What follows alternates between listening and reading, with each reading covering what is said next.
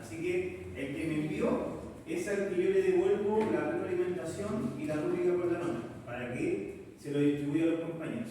¿Ya?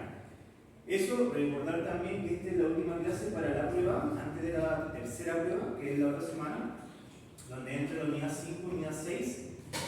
Ya estamos terminando, esta sería la penúltima unidad, después nos queda solamente la unidad 7, que lleva una evaluación. ¿Ya? Eso, chicos, vamos a comenzar. Lo que vamos a ver es cómo, desde el marco conceptual para la práctica clínica, podemos tener las bases de razonamiento, el modelo SIF, y según los criterios terapéuticos que nosotros vamos aprendiendo durante toda nuestra época universitaria. No sé si ustedes han entrado a... Ustedes, bueno, creo que en cuarto año tienen un razonamiento clínico, todavía no. Han entrado a ver un poco qué es lo que es la SIF, qué es lo que son las bases de un razonamiento para la práctica clínica. ¿Han visto eso? En KNT, por ejemplo, quizás, puede ser. No sé. Pero vamos a poder tener como que los introduzca esto. No tiene introducción, entonces partimos de cero. ¿Ya? Ok. Entonces vamos a empezar a ver un poco cómo nosotros vamos viendo nuestro criterio terapéutico hoy en día, que se basa en el diagnóstico biopsicosocial según la CIF, la normativa CIF. Si bien yo no les voy a pasar la CIF al detalle, porque para eso tendrían que tener un taller bastante extenso o tendríamos que tener muchas clases para poder pasar bien la CIF con todos sus criterios. Vamos a pasar la CIF con lo importante y lo medular que nos conlleva a guiarnos por este modelo. Y después vamos a ver un poquito la prescripción del ejercicio, sobre todo el tren superior e inferior, ya que la prueba de esta unidad es de tren superior e inferior. ¿Sí? Lo que viene la prueba 4 es lo mismo, pero de tronco y de tronco y cintura escapular y cintura fémur. ¿Ya? Bueno, yo creo que de los años 80 hacia ahora nuestro paradigma ha ido cambiando. Antes nosotros nos enfocábamos en la patología. Nosotros veíamos desde la patología clínica que nos llegaba la persona con el diagnóstico médico, que era, no sé, un desgarro muscular, una tendinopatía tanto, que en realidad antes se llamaba todo tendinitis, desde, no sé, algo más crónico como una artrosis de cadera, de rodilla, etc. Nosotros desde ese modelo tratábamos a los pacientes, que es un modelo más enfocado en el análisis médico tradicional, ¿sí? Análisis clínico médico tradicional, el cual no digo que esté mal, pero sí no era un análisis kinésico, solamente nosotros éramos coayudantes, ¿no es cierto?, de el diagnóstico médico para el tratamiento del dolor principalmente. Era un enfoque biomédico.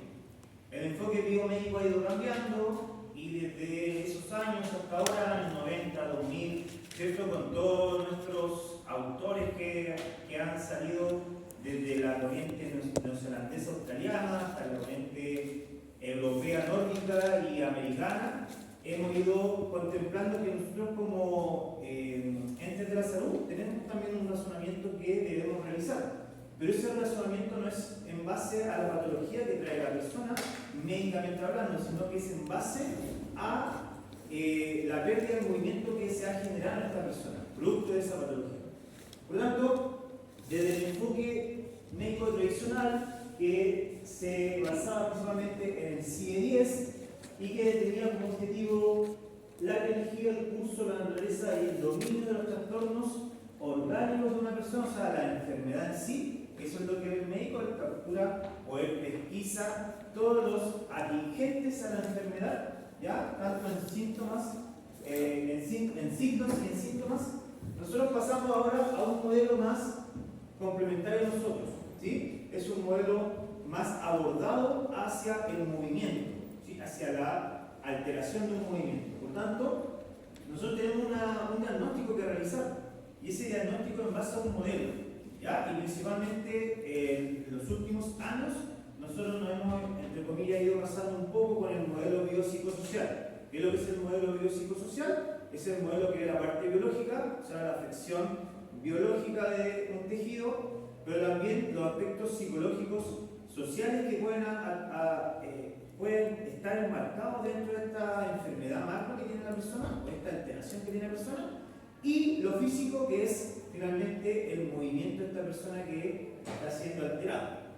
Y desde ahí, nuestro enfoque, ¿no es cierto?, es reconocido por la APTA y por la WCPT, que son las dos entidades americana y mundial que conllevan el reconocimiento del kinesiólogo, fisioterapeuta, terapista físico, etc., como le quieran llamar. ¿Sí? Porque el kinesiólogo, por ejemplo, en Estados Unidos se le llama terapista físico, en Europa se le llama fisioterapeuta, acá se llama kinesiólogo, entonces, pero es lo mismo, ¿sí? Es el mismo objetivo que nosotros tratamos de razonar o de marcar nuestra profesión.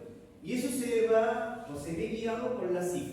¿Qué es lo que es la CIF? Es una clasificación internacional de funcionalidad que tiene parámetros objetivizables para poder tratar a una persona.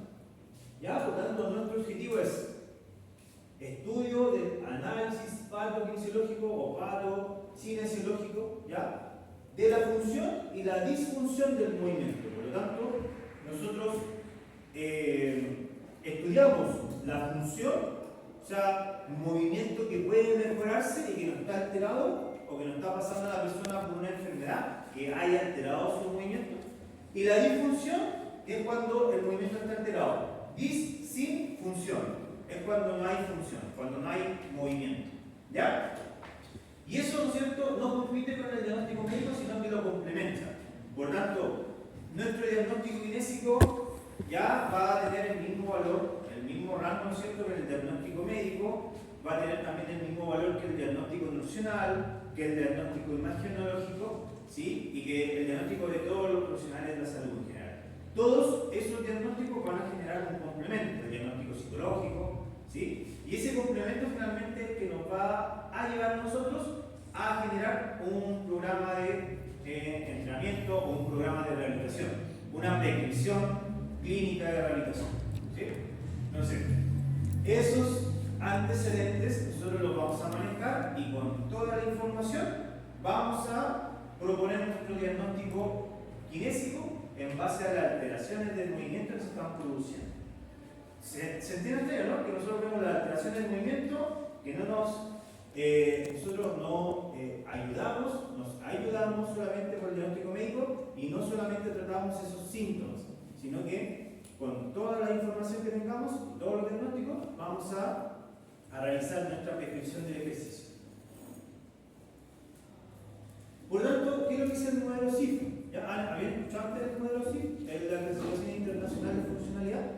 Ya es una clasificación que nace en los años 80 y que nace, ¿no es cierto?, a través de varias entidades a nivel mundial y que tratan de congeniar el modelo de funcionalidad de una persona. Desde una persona muy funcional, ¿ya?, que está 100% normal, hasta una persona que está postrada y que no tiene nada de movimiento.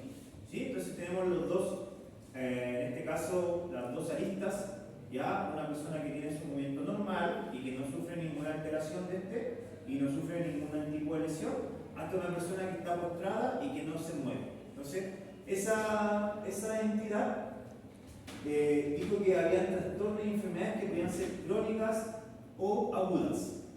¿A qué le llamamos una enfermedad crónica o una enfermedad que perdura por más de 6 meses y no cesa dentro de ese tiempo y que se proyecta, ¿no es cierto?, a un corto a largo plazo a tener alteraciones del movimiento? Aquí le llamamos a una afección aguda, a una alteración que tiene menos de 3 meses de edad. O sea, nosotros pesquisamos una alteración y que ha durado menos de 3 meses y podemos rehabilitar a esa alteración. Bueno, dijimos que la persona está en una lesión aguda o en un trastorno de enfermedad aguda. De eso tenemos 5 principales características para ver el modelo CIF.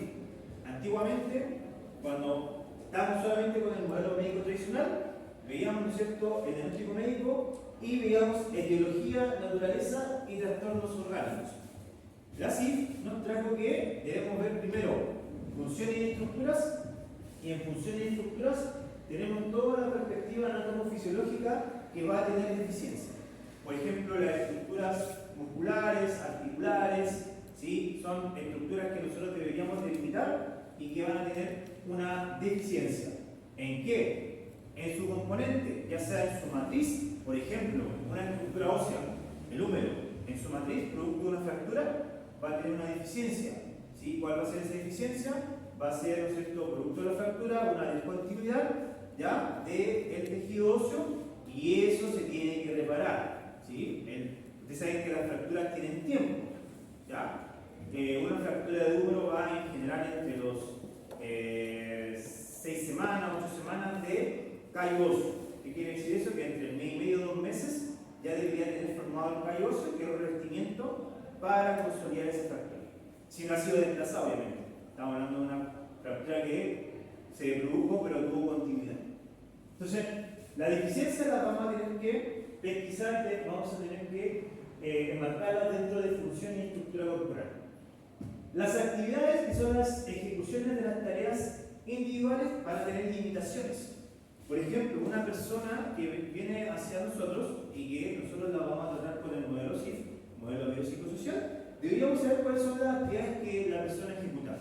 Actividades estudiantiles como ustedes, actividades laborales, por ejemplo, como la mía, actividades recreativas, actividades deportivas, actividades lúdicas, actividades, en fin, todo tipo de actividad que esa persona hacía. ¿Por qué? Porque la persona después, o sea, cuando esté transcurriendo ya la lesión, va a tener esa limitación y no la va a dejar realizar la actividad parcialmente o totalmente.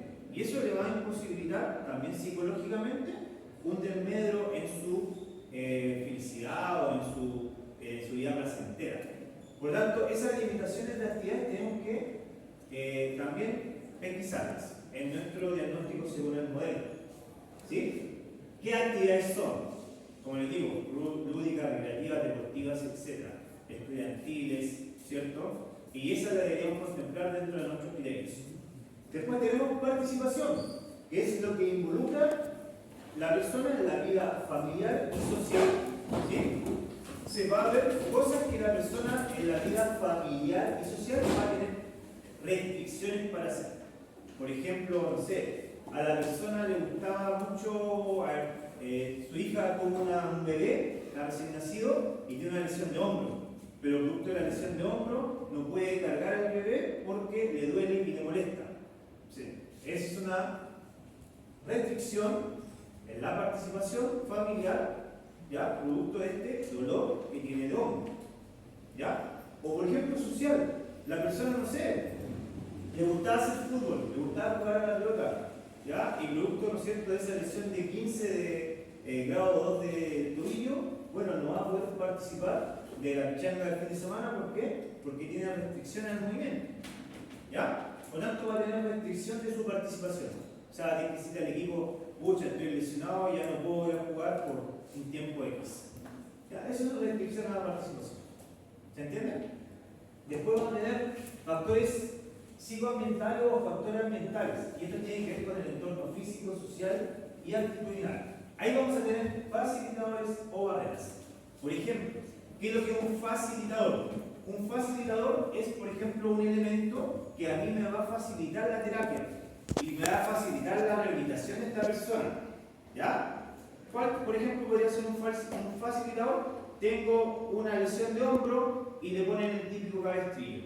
Por ejemplo, el cabestrillo es un facilitador ¿de qué? De la regulación de los tejidos, de la regulación de la función y la estructura corporal, que va a estar por cierto tiempo inmovilizado para que los tejidos se recuperen.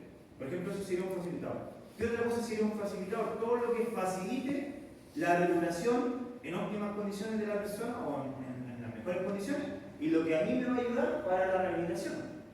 ¿Ya? Y ahí podríamos empezar desde órtesis hasta cosas en la casa, por ejemplo, que te van a facilitar. No sé, si la persona, por ejemplo, una persona con un daño neurológico, todo lo que sea herramientas para bañarse, para vestirse, para bajarse la cama, persona con ACV, todo lo que sea algún elemento para poder bajarse la cama o para poder estar con un bienestar mejor, va a ser un facilitador. ¿Ya? de qué es su bienestar y de la terapia, de la rehabilitación de esta persona.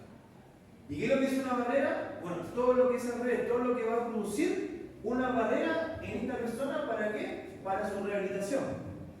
Por ejemplo, si tengo, no sé, una lesión, de una fractura tibio-peroné, ya una fractura tibio-peroné que tuvo que operarse, ¿no es cierto? Y esa persona va a quedar con muleta, ¿no es cierto? Va a quedar con silla de ruedas y va a quedar, ¿no es cierto?, con un inmovilizador producto de esta lesión por cierto tiempo. ¿Cuál podría ser una barrera? Por ejemplo, él vive en una casa de 2 pisos y tiene la pieza en el segundo piso. La barrera, por ejemplo, es la escalera. O sea, tratar de subir escalera, quizás lo pueda hacer, pero le va a costar. Va a ser una barrera en su quehacer diario. ¿Sí? Entonces, las barreras son todo lo que a ti te va a desfavorecer medioambiental, la rehabilitación y la óptima recuperación de esa persona. Por ejemplo, una barrera podría ser, no sé, una persona en silla de ruedas, y que eso es muy en boga, porque por ejemplo una persona en silla de ruedas, ¿qué pasa con la locomoción? ¿Estamos aptos para una persona que no pueda moverse y tenga que ir en silla de ruedas a una terapia? ¿Se pueda movilizar por sí solo en silla de ruedas? No tenemos mucho control sobre eso, ¿ya? Y eso finalmente pasa a ser una barrera. Autos no preparados para personas en silla de ruedas, locomoción colectiva, locomoción de buses no aptos para una persona en silla de ruedas. Y eso son barreras ambientales que están fuera de la mano del sujeto, pero están. Barreras arquitectónicas también tenemos. ¿Ya? Y acá está todo lo que es barrera, tanto en casa, en la misma rehabilitación. Por ejemplo, llega una persona a rehabilitarse, ¿sí?, en silla de ruedas, pero usted trabaja en el segundo piso de esa consulta. Eso va a ser una barrera, por ejemplo. ¿Ya? Entonces todo lo que sea estructural, todo lo que sea medioambiental va a ser una barrera, y eso va en directa relación en las cosas que le impiden, o parcialmente o totalmente, recuerden, no quiere decir que sí o sí esa persona por esa barrera no lo va a poder hacer. Por ejemplo, esta persona que tiene, ¿no es cierto?, una lesión de tren inferior y que quiere subir al segundo piso porque ahí está su pieza. Quizás lo va a poder hacer, pero no lo va a hacer en los 30 segundos que lo hacía antes. Le va a molestar, le va a costar, quizás va a necesitar ayuda, etcétera, etcétera, etcétera. Lo va a hacer finalmente, lo que va a ser una barrera. ¿Se entiende?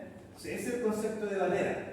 Y después están los factores personales que son ya propiamente tal de la persona: edad, estilos de vida, hábitos, ¿ya?, y emociones. Edad, obviamente, entre más envejecemos, menos, vamos perdiendo más flexibilidad, vamos perdiendo más fuerza muscular, vamos perdiendo más potencia, ¿cierto? Vamos generando con la edad cambios, ¿sí? Cambios hormonales, cambios estructurales, genéticos, etc. Estilos de vida, obviamente una persona con un estilo de vida ya definido es re difícil, no es imposible, pero es complejo cambiar ese estilo de vida, ¿ya? Sobre todo estilos nutricionales, hábitos. A no ser que a la persona le pase algo, por lo general va a cambiar su hábito, fumar, alcohol, etcétera, etcétera. Estilos de vida, por ejemplo, no sé, cosas que generen factores para una menor recuperación. Emociones, bueno, el tema emocional es bastante influyente. De hecho, si ustedes no preguntan a la persona emociones, estados psicomentales, puede ser que ahí también estén pasando por alto algo bastante importante. Les pongo un caso que es muy habitual. Muchas veces las personas vienen a la rehabilitación, pero tienen muchos factores emocionales, ya sean pérdidas, están transitando por depresiones o están X motivos. Y si usted no pregunta esas emociones, por lo general estas personas con emociones fuertes, donde la emoción es mucho mayor que la satisfacción del día a día, la rehabilitación no favorece mucho a su, en este caso, lesión que están transitando. ¿A qué me refiero? Que una persona con factores emocionales fuertes no va a recepcionar muy bien lo que es la rehabilitación que uno está haciendo. ¿Ya? Muchas veces ese factor psicosocial emocional es más influyente y la rehabilitación no tan influyente. Entonces tenemos que preguntar cómo está, si está pasando por algún suceso, está pasando por alguna complejidad emocional, ¿sí? Muchas veces, por ejemplo, vienen personas que durante la rehabilitación están en duelo. Ya es mejor o es preferible darle un tiempo a esa persona en la rehabilitación hasta que pase un poco el duelo para que después vuelva a la rehabilitación, porque mientras esté en duelo, o sea, muy reciente el duelo, probablemente la rehabilitación no va a generar tanto beneficio. La rehabilitación física, ¿sí? ¿Se entiende? El ecosistema de la CIF. Por lo tanto, nosotros deberíamos preguntar todas estas características de una persona.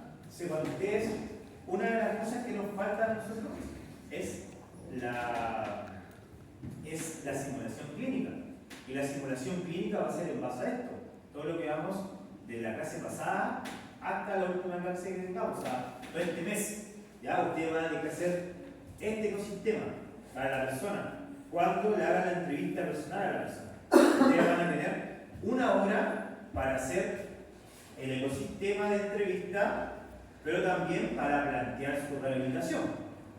¿Se entiende? Entonces van a tener que formar un buen equipo con las personas que conformen esa actividad, y ustedes van a tener que hacer todas esas preguntas. Van a tener que pesquisar cuáles son las funciones y estructuras corporales que la persona tiene alterada, ¿sí? Que tiene deficiencia.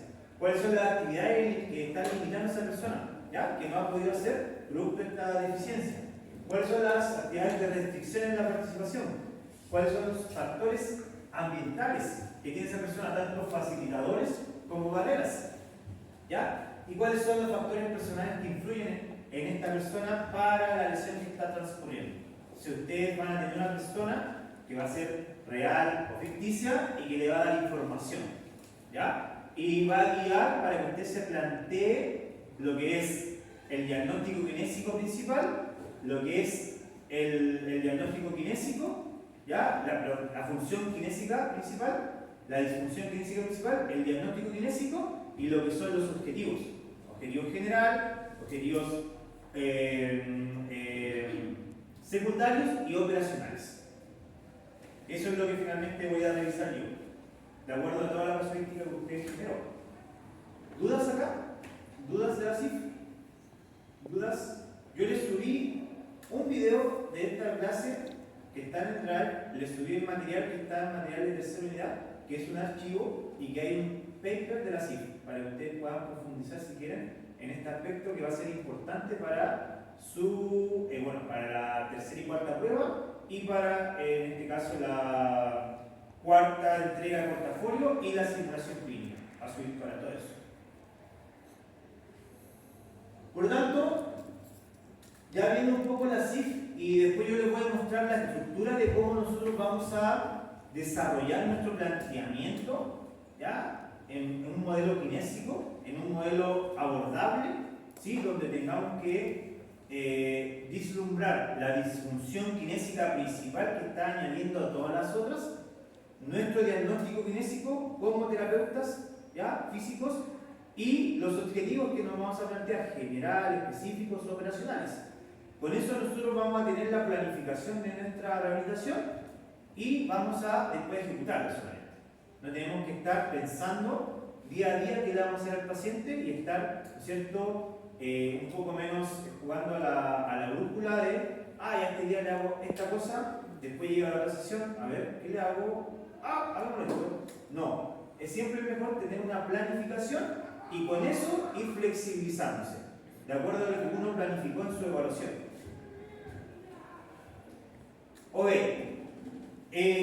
bueno, está la cuantificación de la disfunción, ya la cuantificación sería, la CIF te estructura alfanuméricamente las disfunciones, ¿sí? Primero tienes que ver cuál es la función perdida, la estructura, la actividad, la participación y los factores medioambientales.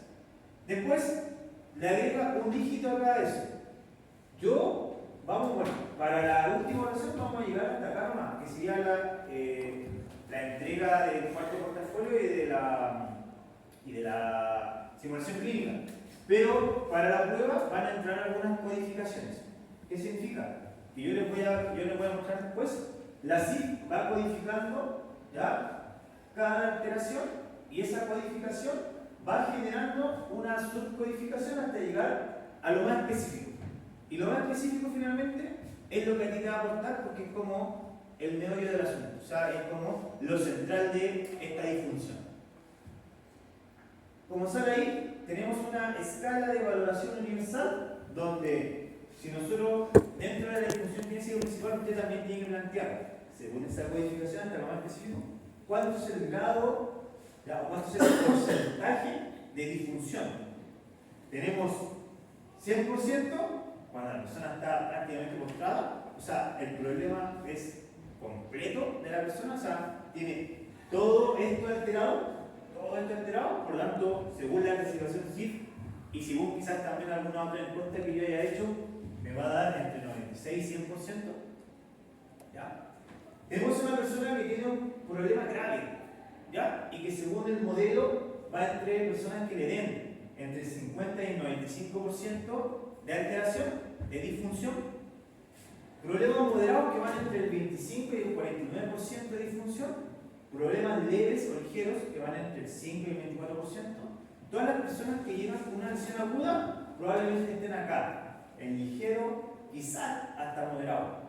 Pero todas las personas que son crónicas o que tienen problemas neurológicos que necesitan neurorehabilitación probablemente estén de aquí hacia arriba.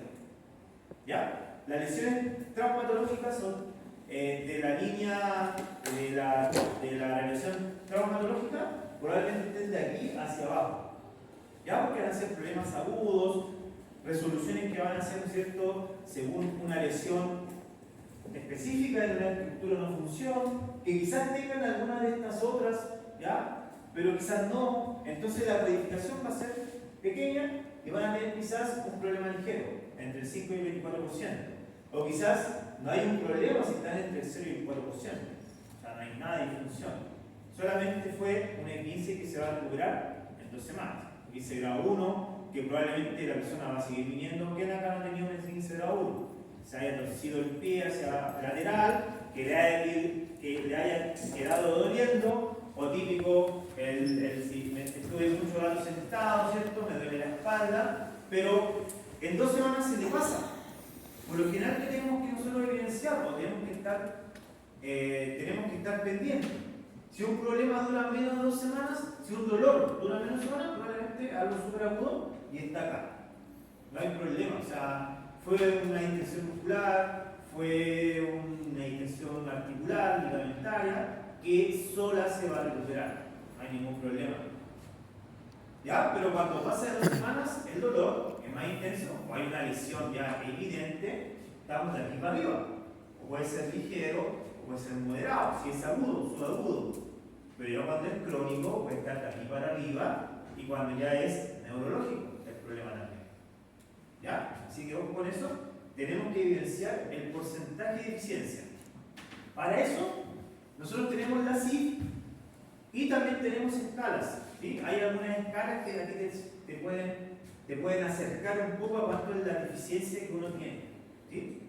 Hay varias escalas y yo les voy a dar una escala, pero la que más se ocupa es la escala de ámbito neurorehabilitación escala, ¿no? ¿Con el profe Julio?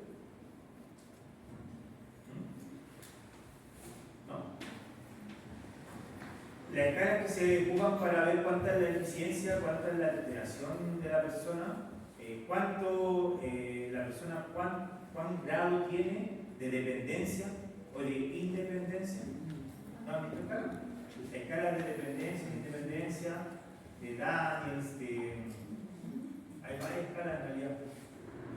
Ya, para eso nosotros podemos ocupar una escala de independencia o de dependencia, o podemos ocupar una escala de, en este caso, función o disfunción.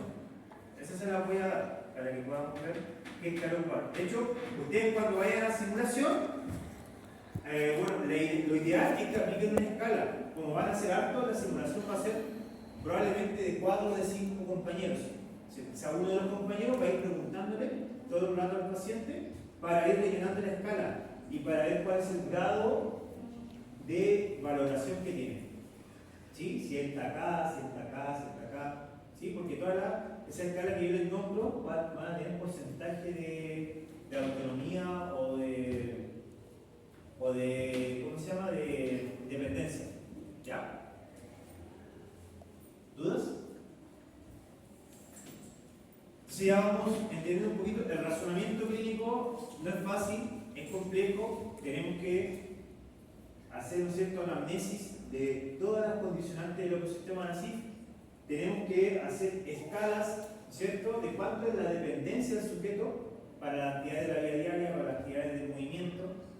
Tenemos que ver cuáles son las consecuencias, ya tanto anatómicas local como sistémicas.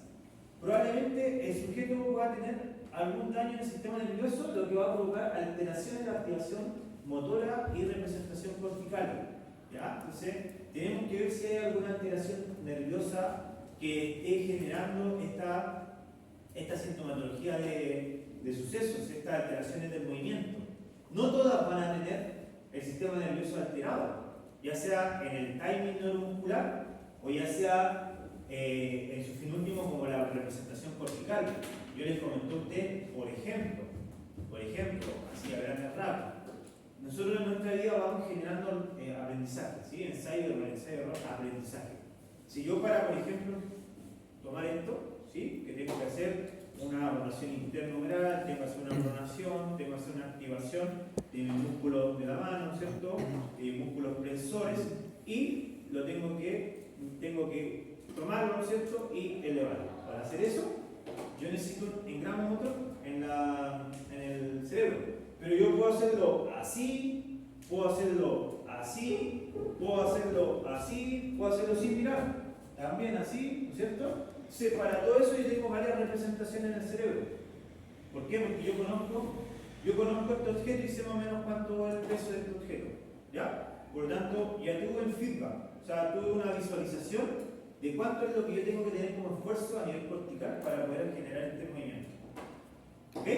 Pero para eso yo tengo varias estrategias en el cerebro a nivel cortical. Es como los fotogramas que yo les comentaba. Tengo, no sé, para hacer lo que hice, que es llevar esto y dejarlo acá, tengo 50 fotogramas, 50 fotos. Lo puedo hacer así, lo puedo hacer de acá, lo puedo hacer de acá, puedo hacerlo agachado, no sé, diferentes formas. ¿Qué pasa cuando uno empieza a tener atención al sistema nervioso y empieza a generar descorticalización? Empieza a perder esas fotos, Entonces ya no tengo tantas posibilidades de maniobrar eso con tanta libertad, ¿ya? Y llega un momento en que he dejado pasar tanto el tiempo que se volvió tan crónico la lesión que finalmente me quedó una sola representación, o sea, una sola foto. Y esos son cuando tenemos problemas y personas que generan tanta cronicidad en su patología que después de un año van a hacer la rehabilitación. ¿Ya? Yo les pido un movimiento del hombro y están con todo el hombro congelado, ¿sí? Con todo el hombro, ¿no es cierto?, con una capsulitis severa. Entonces, esto es lo último que queremos que pase, que pierda representación cortical.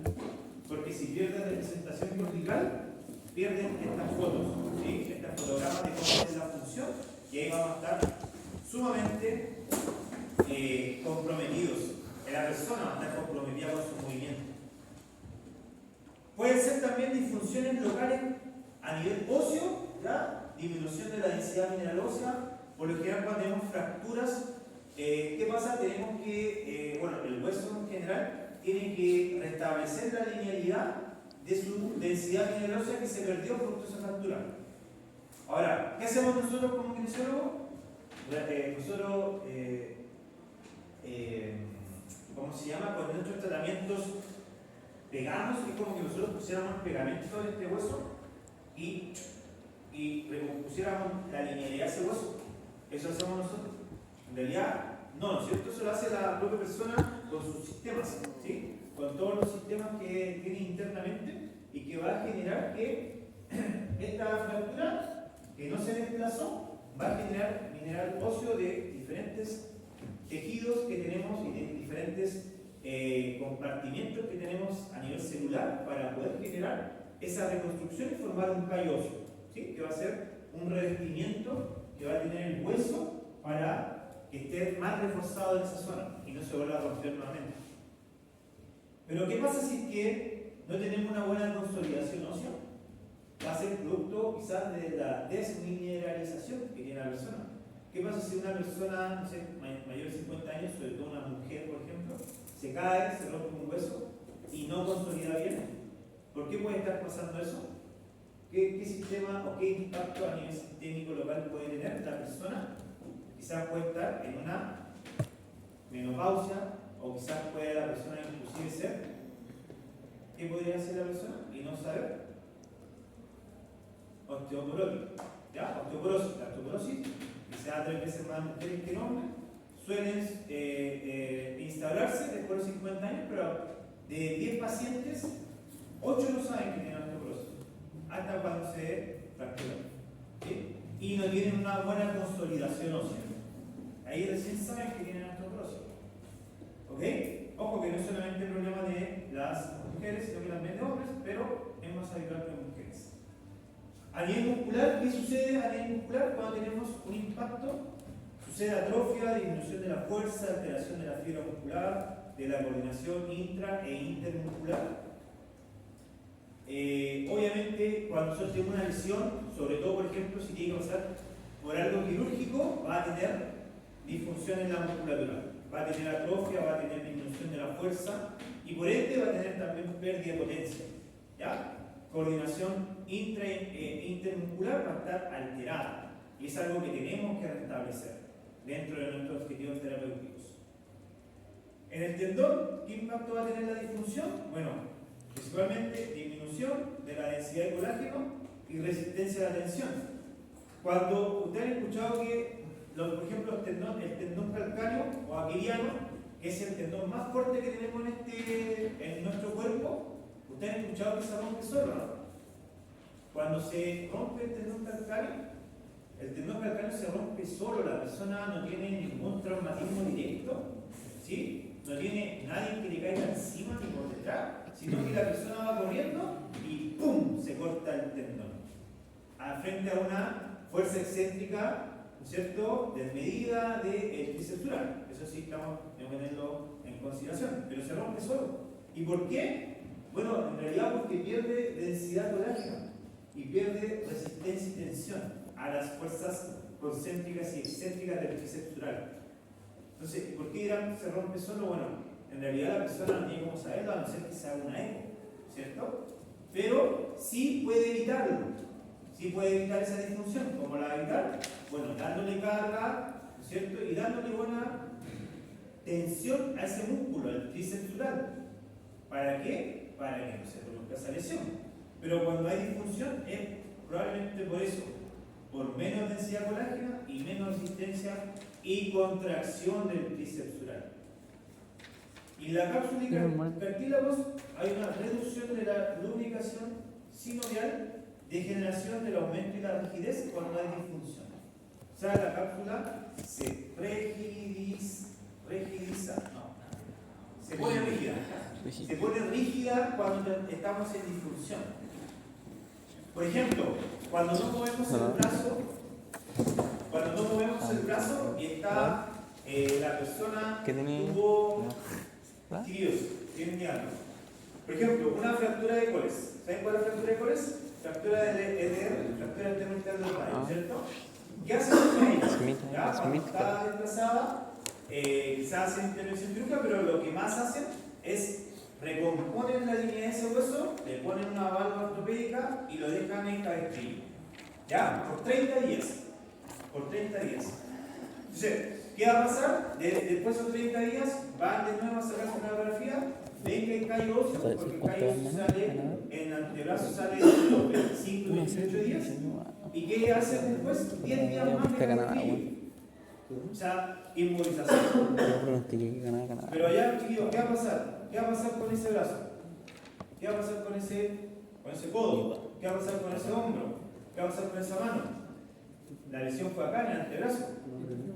Pero el compromiso va a estar en muñeca, porque no va a tener supinación, va a estar en codo, chiquillos. ¿Ya? ¿Y en codo va a estar por qué? ¿Por qué creen ustedes que va a estar en codo? La disfunción. Por la lesión, por la fractura de EDR que tuvo, extremo distal del radio, por la inmovilización articulación. Estuvo todo el rato así la persona, ¿ya? Con flexión de codo, ¿sí? Por lo tanto, acá va a tener una restricción gigante, Francisco. ¿De qué? De la cápsula articular. La cápsula va a aumentar su rigidez, por lo tanto, va a generar una capsulitis, ¿ya? En el codo. Y miren, el hombro, quizás no lo tomemos en cuenta, pero siempre en una fractura, por ejemplo, de ese tipo, tenemos que tomar en cuenta el hombro. ¿Por qué? Porque está en rotación interna. Por tanto, la cápsula se acortó, ¿ya? La cápsula anterior superior, anterior inferior se acortó y la posterior superior y posterior inferior se alargó. Entonces vamos a tener una disfunción de todo el segmento. La fractura fue acá en el antebrazo, pero todo se vio comprometido en disfunción. Alteración muscular, ¿de quién? Del bíceps. Alteración capsular, ¿de quién? De cápsula a nivel del hombro y codo. Alteración del hueso, ¿de quién? Ulna, ¿cierto? Y radio. Alteración de tendones y ligamentos. Al acortarse la cápsula también acorta los blenumerales, ¿sí? Y acorta también, o tensa más bien, los laterales del codo y el posterior lo alarga. Y entonces también tenemos todo comprometido finalmente, ¿ya? Cuando solamente fue por una fractura. ¿Pero qué comprometió todo la fractura? La inmovilización comprometió todo, ¿sí? Por lo tanto, ese modelo es un modelo patológico por la fractura. No, es un modelo más bien cinesiológico, cinesiopatológico. ¿Qué significa eso? Es un modelo que, producto de poca movilidad, de poca cinesiología, se volvió disfuncional en todos los sentidos. El único que quizás no tenga alteraciones es el eso, pero créanme que inclusive igual va a tener alteración. ¿Qué podría estar alterado a nivel nervioso? ¿Qué podría estar alterado a nivel nervioso en este tipo de fractura? Caso clínico, se lo voy a poner. Nervio mediano. ¿Qué nervio podría estar comprometido en una fractura de TR distal? ¿Ya? Extremo distal del radio, fractura de ¿Mediano? core, la más típica. ¿Mediano? ¿Nervio mediano? Nervio mediano. Nervio mediano, ¿por qué? Porque la consolidación, ¿ya? El sistema que hace, tira mucho mineral óseo, ¿sí? Y ese mineral óseo, entre hueso y hueso, ¿qué tenemos? La poneurosis, ¿no es cierto? Del antebrazo. Y por la poneurosis pasa el nervio mediano. Y cuando tengamos mucha densidad mineral ósea, se va a restringir la movilidad del nervio mediano. O sea, nosotros tenemos que después hacer una neurodinámica ahí para lograr flexibilidad en el nervio mediano. No se va a comprometer en su, ¿cómo se puede decir? En su anatomía, sino que se va a comprometer porque va a haber tanto mineral óseo en la zona que se va como a pegar. Es como que tiraran mucho en tubo y hay un cable por el medio. Entonces ese cable va a estar pegado. ¿Qué tenemos que hacer nosotros? Romper todo eso, ¿no es cierto? Romper, lijar, y ahí va a quedar flexible el cable. ¿Ya? Pero no es que esté comprometido el cable en sí, sino que está comprometido por las colindantes. Pero también se va a comprometer. Y así tenemos que empezar a razonar. Finalmente, ¿por qué llegó el paciente? Fractura intermedial del radio. ¿Es lo que vamos a tratar? ¿Es lo que vamos a tratar? No, ¿cierto? No vamos a tratar la fractura. La fractura va a consolidar sola, a no ser que tenga disminución, disminución de la densidad mineral ósea y que no tiene una buena consolidación, o sea, que no tiene una consolidación retardada, que eso ocurre en el 5% normal de las personas, pero por lo general va a consolidar sola. ¿Qué vamos a tratar nosotros? Las consecuencias que generó esa fractura.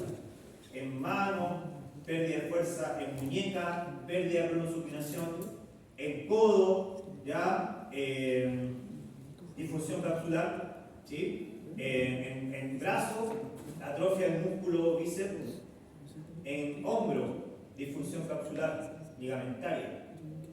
¿Se entiende? ¿Dudas? Pero miren, no es solamente sistema, no es solamente local, perdón, lo que se va a dar. ¿Ya? También hay disfunción sistémica. ¿Qué significa eso? Que si nosotros no generamos movimiento en esta persona, ya no generamos función, va a haber también una pérdida de respuestas sistémicas. ¿De qué? Cardiovasculares. ¿Ya? A nivel cardiovascular, ¿qué vamos a tener? Disminución en el volumen sistólico de la capacidad del trabajo aeróbico y alteraciones en la presión arterial. Si nosotros no nos movemos, vamos a empezar a tener más disfunción sistólica, más alteración en la presión, o sea, va a aumentar nuestra presión. A nivel respiratorio va a reducir la capacidad pulmonar y va a aumentar el riesgo de complicaciones. ¿Ya? Entonces tenemos que generar, en este caso, no porque estemos lesionados del extremo distal del radio, no, por ejemplo, no podemos hacer bicicleta en esta persona, no podemos, más que rehabilitar, es mantener sus condiciones sistémicas, ¿ya? Tanto pulmonares, cardiopulmonares, como también arteriovenosas. Metabólicas, si nosotros progresamos, ¿no es cierto?, y que la persona no se mueva, ¿sí?, y que la persona caiga en una disfunción sistémica, también a nivel metabólico va a tener una alteración de la glucosa y los lípidos en la reducción de la sensibilidad a la insulina. O sea, producto de la poca movilidad, la persona también va a empezar a perder sensibilidad a la insulina, va a empezar a reducir su sensibilidad a la insulina. ¿Y eso qué va a provocar finalmente? ¿O qué puede provocar? Si empezamos a perder sensibilidad a la insulina y somos después resistentes a la insulina, ¿qué viene después? Podemos llevar a una persona a que sea diabética, ¿ya? Por lo general, las personas que tienen poca movilidad tienen más propensión a ser diabéticas. Las personas que tienen, por ejemplo, que están postradas, ¿sí?, o las personas que están con poca movilidad reducida en cama, las personas postradas ya tienen casi un 50% de debutar con una diabetes. En el corto a largo plazo, o sea, de 6 meses a un año. Las personas que están con una restricción ya en cama, también empiezan a aumentar esa consideración. Por lo tanto, no queremos que las personas se llenen de enfermedades crónicas, no transmisibles. Recuerden que la diabetes es una enfermedad crónica no transmisible. Entonces, la idea es que las personas no caigan en resistencias a las insulinas. O sea, no caigan en esto. Inmunitaria o inmunológica, dice modulación negativa de la respuesta inmune, mayor susceptibilidad a infecciones. Baja nuestra respuesta inmune cuando nosotros no nos movemos, ¿ya? Y eso nos hace más propenso a que ante cualquier bicho del medio ambiente nos enfermemos más. Si ustedes saben que una persona que se enferma más, está más propensa a enfermedades, está más propensa también a mortalidad. Así que también tenemos que movernos para eso. ¿Se entiende, no, chiquillos? Si tenemos disfunciones locales que son principalmente anatómicas, musculares, óseas, tendinosas, ligamentarias, capsulares, ¿ya?, nerviosas, y sistémicas que tienen que ver más con los sistemas en nuestro organismo, como el cardiovascular, el pulmonar, respiratorio, el metabólico, con el sistema, ¿no es cierto?, del metabolismo energético, y el sistema inmunitario, ¿ya?, con el sistema glóbulo rojo, glóbulo blanco. Tiene que haber una permeabilidad en esa asociación. Entonces, cuando no nos movemos o provocamos inmovilidad frente a una lesión, va a pasar esto. Por eso, lo importante, chicos, es que ustedes siempre tengan en consideración que la prescripción del entrenamiento es para eso, para generar movilidad. Tenemos que respetar ciertas lesiones. Por ejemplo, después de una LCA, es inmediato que, bueno, después de un ligamento cruzado anterior que fue operado, tiene por lo menos 2 a 4 semanas de reposo, después lo mandan a Kine. Es inmediatamente cuando llega a Kine, hay que mover al tiro esa rodilla, hay que mover al tiro en rango completo esa rodilla, pasivamente. ¿Qué dicen ustedes? El ligamento cruzado anterior, reconstruido.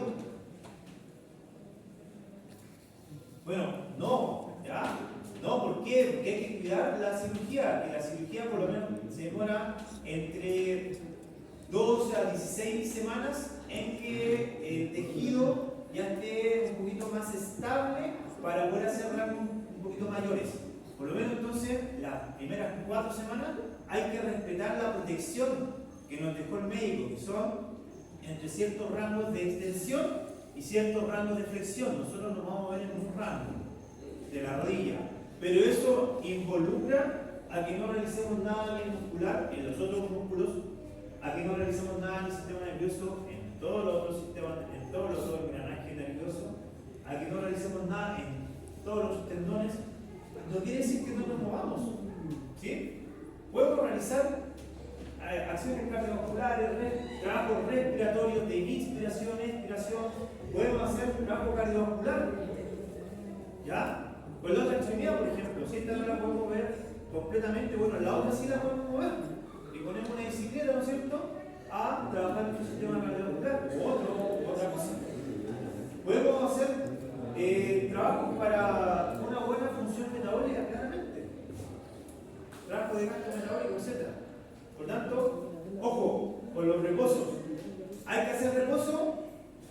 Bueno, depende, sí y no, ¿ya?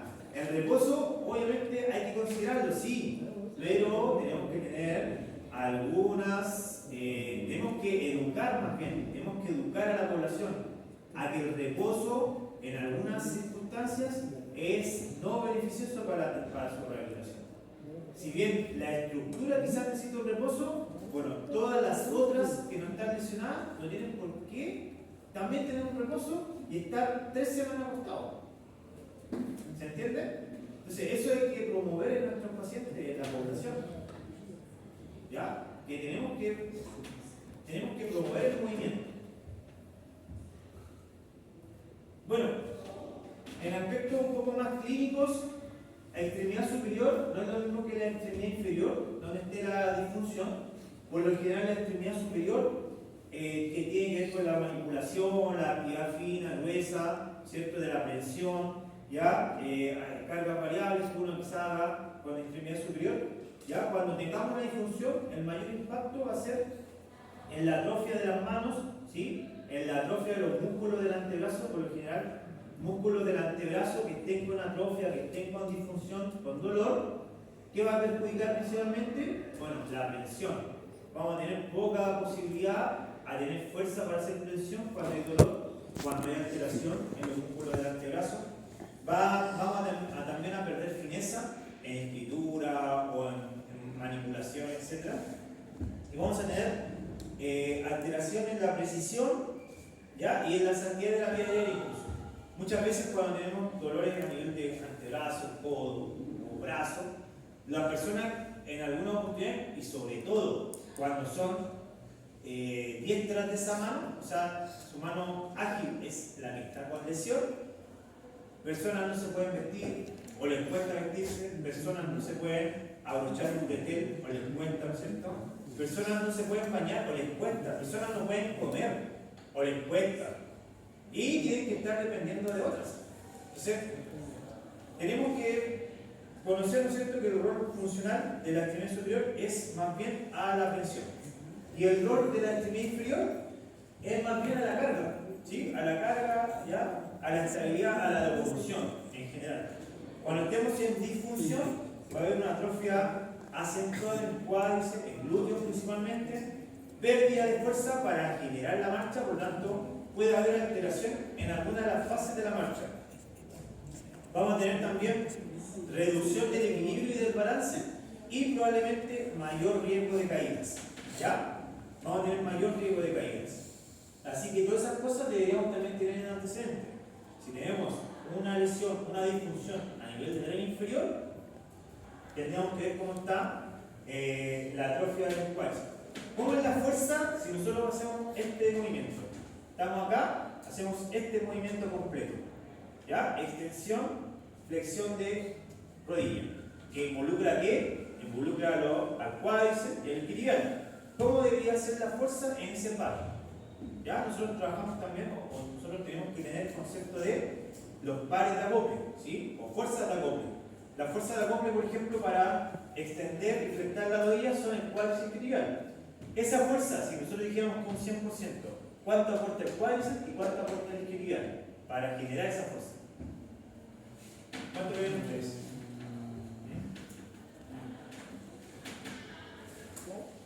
¿Ah? ¿Quién aporta primero más fuerza? ¿El cuádriceps o el isquiotibial? ¿Quién tiene más fuerza? Si nosotros evaluaríamos, ¿cierto? A esos dos músculos. El cuádriceps tiene 4 vientres, el isquiotibial tiene 3 vientres, el cuádriceps tiene más fuerza. ¿Ya? ¿Cómo debería ser la proporción entonces de fuerza entre ellos dos? 70-30.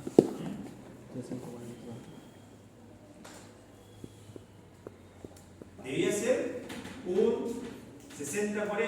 ¿Quién debería llevarse el 60% de la fuerza? El cuádriceps. ¿Y quién debería llevarse el 40%? El isquiotibial. ¿Ya? Por lo tanto, nosotros debemos evaluar cómo el impacto Pero de sería la fuerza contra el perdida excéntrico cuando más que nada, tenemos ¿no? disfunción de la fuerza. El concéntrico. ¿Qué pasa, por ejemplo, cuando tenemos fuerzas igualadas? Si yo, por ejemplo, hago 50 newtons de cuádriceps y después hago 50 newtons de isquiotibial, esa fuerza va a estar equiparada y probablemente hay una atrofia del cuádriceps o hay una pérdida de fuerza del cuádriceps. Y eso va a generar que el isquiotibial sea más dominante y al ser más dominante, ¿qué va a producir? Más propensión a lesión. ¿A qué tipo de lesión? A posibles desgarros del precepto humanal. ¿Ya? Entonces, tenemos que tener todo eso en consideración. Pérdida de fuerza para la marcha. Si yo pierdo fuerza en la marcha, probablemente no vaya a tener. ¿Qué pasa si pierdo fuerza en el isquiotibial anterior? ¿Cuál es la importancia del isquiotibial anterior para la marcha? Creo que fue una pregunta nueva. Controlar la baja excéntrica de terreno. Controlar el descenso, ¿no es cierto? Cuando nosotros estamos en la primera fase o primeras dos fases, que sería la respuesta a la carga, es controlar el descenso. ¿Para qué? Para hacer el apoyo del pie y después hacer la propulsión, que sería la fase de preoscilación, ¿cierto? Entonces, ¿qué pasa si no tenemos tibial? Si tenemos pérdida de fuerza tibial, va a caer el pie, va a caer el pie, ¿sí? Va a caer el pie. Y ese impacto va a ir generando ¿qué? ¿Daño a dónde? En el talón, ¿sí? Va a generar un daño que nos va a producir fascitis plantares, nos va a producir daño traumático en el calcáneo y eso va a ser por pérdida de fuerza, por ejemplo, del pie anterior. Reducción del equilibrio y eso va a conllevar a más riesgo de caída. Y caída ustedes ya saben que puede ser fatal, como lo vimos en la clase pasada, porque las caídas van a generar muerte en las personas mayores sobre todo. Por lo tanto, el razonamiento clínico es complejo, no es algo fácil, ¿sí? Tiene que tener todo lo que está ahí. Tiene que tener recopilación de información, anamnesis, ya, exploración física, datos objetivos con la CIF. Tiene que tener interpretación, tiene que tener identificación de los patrones, formulación de hipótesis diagnósticas. Tiene que tener formulación de objetivos, metas funcionales claras, medibles, vinculadas a la participación de la persona. Por lo tanto, es tan importante saber lo que la persona hace en su vida habitual y en base a eso, a esa participación, nosotros proponerle una prescripción de ejercicio, un programa de rehabilitación. Si no contemplamos lo que la persona hace habitualmente, probablemente no vamos a rehabilitar a la persona y cuando vaya a hacer, no sé, el tango, cuando vaya a hacer la salsa que le gusta hacer, no va a estar, ¿cierto?, acondicionada para eso. Formulación de objetivos, ya, el objetivo vamos a hacer nuestro objetivo general, que va a ser el objetivo macro para toda la intervención, y objetivos específicos para cada una de las fases. Por lo general tenemos 3 fases: máxima protección, mediana protección y mínima protección. Máxima protección es cuando estamos en una fase aguda con los mayores cuidados que debemos tener. Mediana protección es cuando ya pasamos esos o cumplimos esos objetivos y podemos pasar a una moderada protección donde ya podemos hacer más cosas, pero algunos resguardos debemos tener. Y mínima protección es cuando el paciente ya está restablecido anatómicamente, fisiológicamente su tejido y ya podemos darle carga y podemos darle mucha más propiedad, ¿no es cierto?, de la actividad de esa persona. Los objetivos deben tener metas funcionales claras, medibles y vinculadas a la participación. Tienen que ser objetivos alcanzables. Y por lo general los objetivos chiquillos se plantean con el paciente, o sea, se plantean teniendo la visión del paciente y teniendo la visión clínica. Entonces, los objetivos yo debo plantearlos junto al paciente. Entonces, el paciente me va a decir a mí qué quiere o ¿A dónde quiere volver? ¿Ya? ¿Qué quiere volver o qué quiere realizar nuevamente? ¿Qué quiere volver a hacer? Y yo voy a ver también con mi visión clínica si eso es alcanzable o no. Si tenemos, por ejemplo, un lesionado medular, ¿ya? De T8, por ejemplo, y quiere volver a caminar por sí solo, tenemos que decirle que probablemente no vamos a lograr eso. ¿Ya? Ni en el corto, ni en el mediano, ni en el largo plazo. Pero sí podemos darle esperanzas de otras cosas. Inclusive podemos darle esperanzas de que hoy en día con la tecnología podemos, ¿no es cierto?, postular a fondos para un exoesqueleto y él podría caminar con un exoesqueleto, por ejemplo, en casa. ¿Ya? Pero tenemos que hacer cosas mesurables, cosas alcanzables. Si es una persona que está jugando el fin de semana en las canchas de fútbol y se hizo un desgarro, se provocó un desgarro, ¿cierto?, por un desbalance muscular, y él dice, quiero volver a jugar, obviamente eso es súper alcanzable. Un desgarro lo vamos a recuperar casi un 100%. ¿Ya? Pero no, por ejemplo, una lesión medular. Por eso que tienen que ser objetivos claros y alcanzables. Pero en conjunto con el paciente, dándole opciones también al paciente de que él se involucre en su rehabilitación. Selección de intervención, tenemos que hacer una buena prescripción de ejercicio con técnicas adecuadas y específicas para la persona. ¿Ya? Y con técnicas adecuadas y específicas que sepamos realizar. No vamos a poner en nuestra prescripción, por ejemplo, aplicación de punción seca, por ejemplo, y no sabemos aplicar punción seca. ¿Ya? O aplicación de cardiaterapia, y no tenemos idea de lo que es una cardiaterapia. ¿Se entiende? Entonces tienen que ser todas técnicas específicas, pero que yo sepa manejar, que yo sepa realizar. ¿Ya? Ahora, obviamente, simulando un poco, porque a ustedes todavía les falta, ¿no es cierto?, aprender varias cosas. Ustedes todavía no pasan fisioterapia, ¿no es cierto? Les falta pasar muchas asignaturas que van a aprender de esa asignatura. Obviamente, para efectos ahora de intervención de la simulación, quizás ustedes podrían proponer técnicas que ustedes quizás no las van a hacer ahora, pero sí en un futuro las podrían lograr hacer. ¿Ya? Y reevaluación, que es el monitoreo y ajuste de la carga terapéutica o del ejercicio terapéutico constante. Por lo general, hoy en día no se evalúa y se reevalúa al final de la terapia, sino que se evalúa al principio, entre medio y al final se hace la evaluación. Se evalúa varias veces para ir viendo cómo vamos. ¿Ya? Y ojalá que las evaluaciones, el monitoreo, sea con herramienta objetivable. ¿Qué significa eso? Que no sea lo que yo pienso que es. O sea, que yo estoy acá, por ejemplo, y quiero evaluar cuánto tengo ese rango, por ejemplo, de flexión de rodilla. Y le pide a la persona, hace la flexión de rodilla y dice, a ver, como 50 gramos. No, tengo que hacer la goniometría, ¿no es cierto? Poner el goniómetro, evaluar con goniometría, ¿para qué? Para que eso después sea objetivable en el tiempo.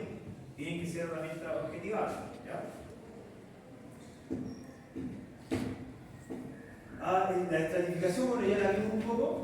El análisis biopsicosocial principalmente tiene que ver con la creencia y el comportamiento de la persona para ciertos factores motivacionales y adherencia. Por ejemplo, no sé si una persona, por decir, a ver, ¿cuál podría ser una barrera, por ejemplo, ambiental lingüística? ¿Cuál podría ser una barrera ambiental lingüística? Por ejemplo, si yo atiendo a una persona que no habla español, que habla inglés, ¿no es cierto?, o que habla alemán, ¿no es cierto?, usted quizá, más de alguno a lo mejor, va a atender a personas en zonas rurales. Bueno, en zonas rurales muchas veces tienen su propio dialecto y no son muy abocados al dialecto de uno. Y ahí es una barrera. Entonces, eso tiene que ver con las creencias también. Muchas veces cuando uno va al altiplano, a ser rural, tiene que ganarse a las personas, porque si las personas no te las ganas, nunca te van a aceptar una terapia, por más que vayas a la casa de ellos a generar, ¿cómo se llama? Adherencia de esas personas al ejercicio, no te van a querer por las creencias. Y eso pasa también con algunos otros tipos de creencias, como el Ramadán, con el tema del ayuno y otras cosas. ¿Ya? Influencia de contexto social y laboral. La influencia de los factores son muy predominantes. Por ejemplo, si yo necesito que un factor medioambiental se regule, hablemos de regulaciones, no hablemos en términos máximos. Yo voy a cambiar este hábito. No, hablemos, yo voy a regular, voy a tratar de regular este hábito. Porque uno visualmente puede querer mucho, pero si la persona no quiere, estamos sonados. O sea, ¿a qué me refiero?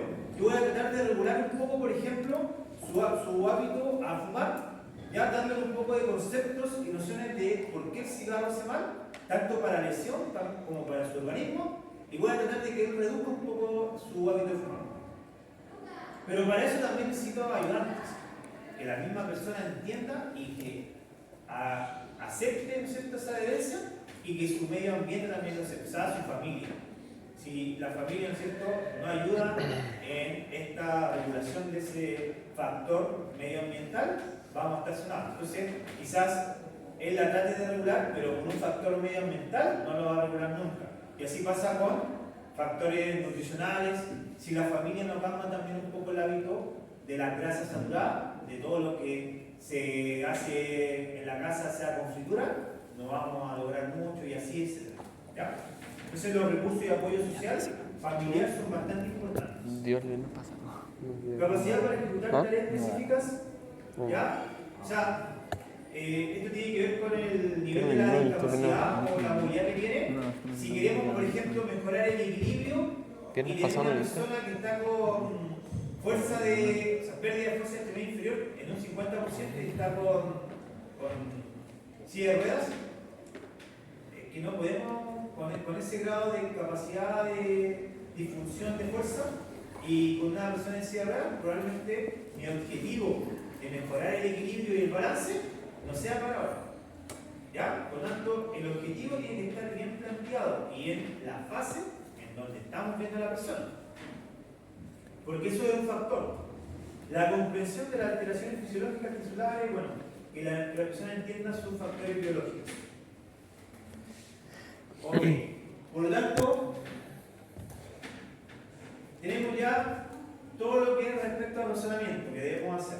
De hecho, yo les voy a presentar después una guía que va a ser la guía clave para que nosotros vayamos el lunes y el martes en laboratorio. Les voy a presentar que es la guía clave para poder desarrollar nuestra evaluación de simulación y que después a ustedes también les va a servir cuando ustedes evalúen, ¿no es cierto?, pacientes tanto de área reumatológica, respiratoria o neurológica, visualmente. ¿Hasta ahí cómo vamos? ¿Alguna duda? ¿Alguna duda hasta ahí? Eso era lo que era razonamiento y bases en el modelo CIF. Estamos en punto del tiempo. ¿Ya? Yo creo que sí, Vamos. Ya, esto es cortito, o esto ya un poquito de entrar al ejercicio en sí. ¿Ya? Y ahí viene un caso clínico.